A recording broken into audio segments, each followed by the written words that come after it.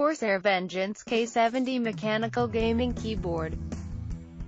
From an aesthetics view, Corsair just gets its simple designs with high-quality materials. In this case, I purchased the black aluminum version with the red backlight.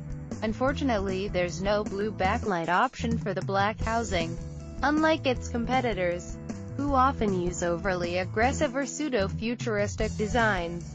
Corsair opts for sophistication. I prefer computer peripherals that are not marketed towards tweens.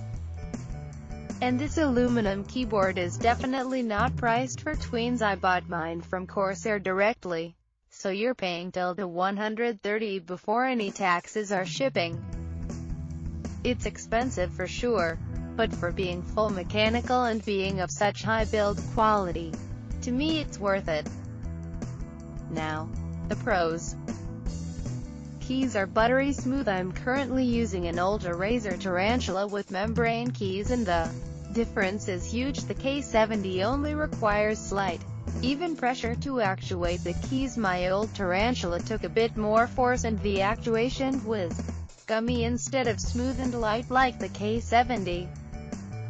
Wrist rest is much better than the old K60. The K70 wrist rest is like the old K90. It's as wide as the keyboard with a slight inclination.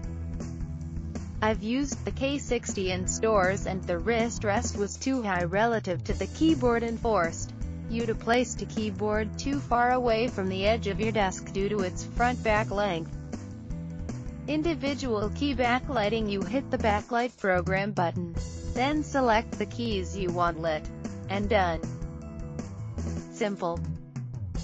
Reactive key lighting. Turning this feature on is not in the quick start guide, and mine didn't come with a manual.